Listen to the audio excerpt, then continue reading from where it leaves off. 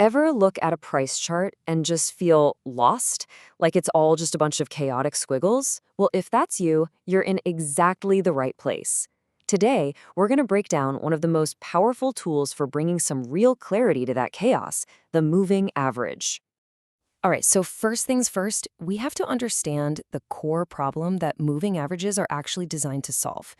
Because when you first pull up a price chart, let's be honest, it can be pretty overwhelming, right? I mean, the price action can look totally chaotic. It zigs, it zags, and it often feels completely unpredictable. It's kind of like looking at a jagged mountain range without a map, just trying to figure out which way is up. But here's the thing. Buried inside all that short-term noise, there's usually a bigger story, an underlying current. So what if there was a way to just smooth out all those sharp peaks and valleys so we could see the actual path the market is taking? And that is exactly where the moving average comes in. You can think of it as a trend spotting filter. It works by calculating the average price over a specific period, and in doing so, it cuts right through all that daily noise, giving you a much clearer picture of where the market is actually heading. Okay, so there are actually a bunch of different types of moving averages out there. But for now, we're going to focus on the two heavyweights, the ones you'll see and use most often in your analysis. Yep, just as the source material points out, the two main players on the field are the simple moving average, we'll just call it the SMA, and the exponential moving average, or the EMA for short. Now, the best way to think about these two is like they're different tools for different jobs, almost different philosophies. You've got one, the strategist, who's thinking long-term and values consistency, and then you have the tactician, who's nimble and focused on what's happening right now. All right, let's start with the SMA. It's exactly what it sounds like, simple. It just takes the prices from a set period, say the widely watched 50-day average, adds them all up, and divides by 50. That's it. Every single day gets the exact same weight, which makes for a very smooth, very stable indicator on your chart. The EMA? No, that's a different animal. It's built for speed. It also averages prices. But here's the key difference. It gives more importance, or weight, to the most recent days.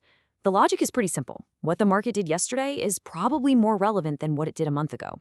And this right here, this reveals the fundamental trade-off between the two. The SMA gives you that cleaner, smoother line. You can think of it as the tortoise in the race, because it's slow to react. The EMA, on the other hand, is the hare. It hugs the price a lot more closely because it's designed to be faster and way more responsive. Okay, so what does this trade-off actually mean for you as a trader? Well, the SMA's deliberate, steady pace can be a lifesaver.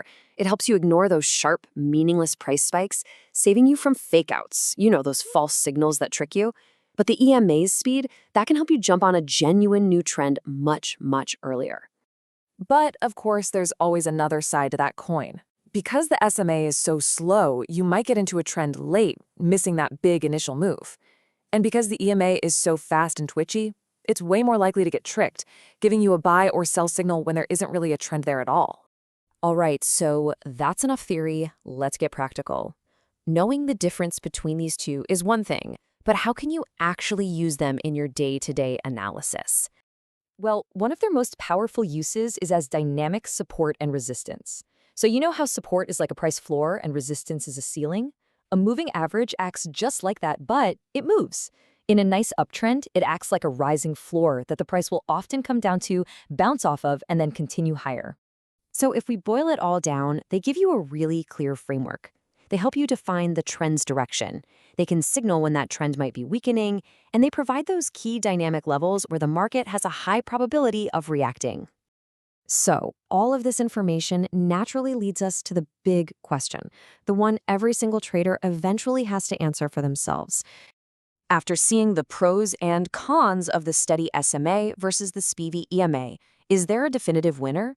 Is one of them just fundamentally superior to the other? And this is such a key insight.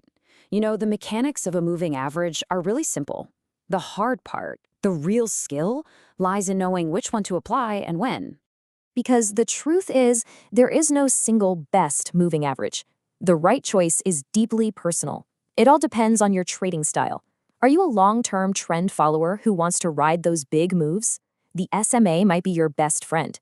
Or are you a shorter-term trader trying to catch those quicker swings? The EMA might be a much better fit. And look, The only way you're really going to find out is through hands-on experience. So the next step is to get practical.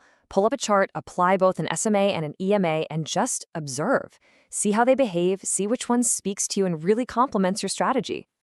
And as you start to experiment, remember this powerful quote. It's not just about randomly plotting lines on a chart. It's about practicing with intention, understanding why you're choosing a 50-day SMA over a 20-day EMA for a specific market, and then really observing the results. That is how you build true skill. So now you're armed with this understanding of how to filter out the market's noise. The only question left is, when you look at the charts tomorrow, what news stories, what hidden trends will you finally be able to see?